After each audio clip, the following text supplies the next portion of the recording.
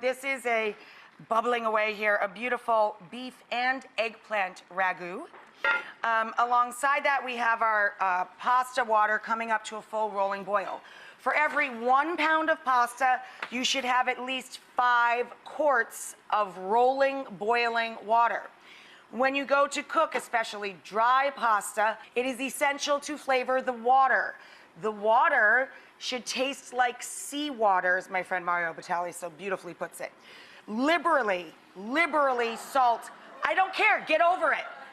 Get over it. Liberally salt the water. It should taste like the sea. That is the only chance you get to flavor the pasta itself. It's essential. Chef Anne Burrell even takes a spoon and tastes it and makes sure it's good and salty before she throws in the pastas. Then, this is Rigatoni, or Riggi's for a nickname. We call them in my family. But Riggi, ziti, penne, any short pasta will do. But get the ones that say rigate or with lines. More lines holds more sauce. So a pound of pasta. They say on the back that's for 6 to 8. Please, who are they kidding? No more than 4 with this dish, easily. So you're going to undercook pasta. If the box says cook this 7 or 8 minutes, stop at 6 to 7.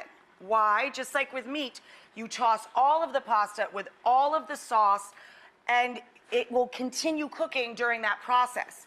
Essential right before you drain the pasta to reserve half a mug of that starchy, salty liquid.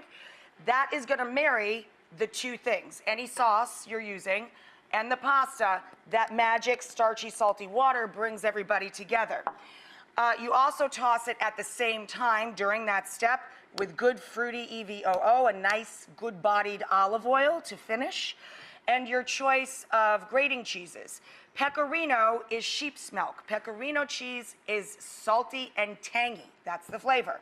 My family prefers this. They like a nice salty flavor with this particular dish. But my mother's favorite, the king of all cheeses on the planet, is a cow's milk cheese, Parmigiano Reggiano.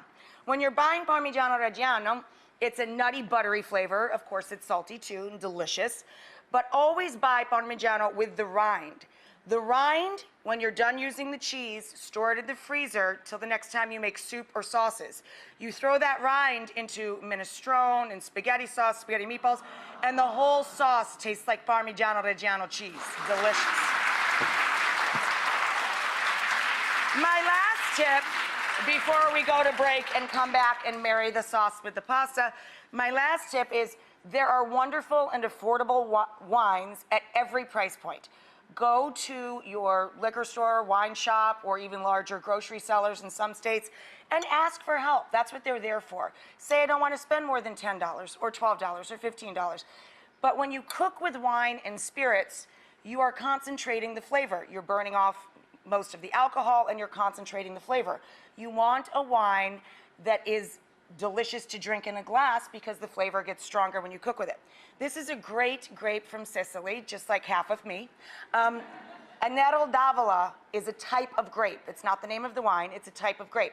This is cheap and cheerful and delicious.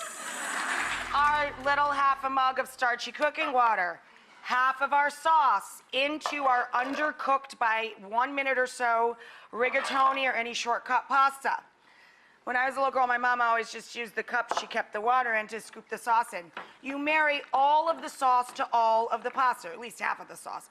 I can't stand naked pasta on a plate with a little blob of sauce in the middle. What the heck?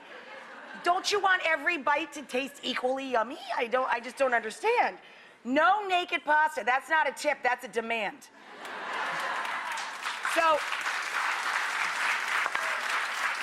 now, your cheese of choice, I chose the pecorino, and your good fruity olive oil.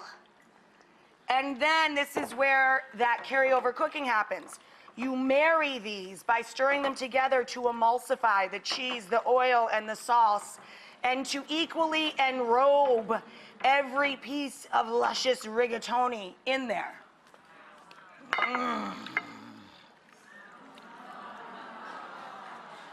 Then, oh, I can't even lift it. Then you take the rest of your eggplant and beef ragu and pour that over the top.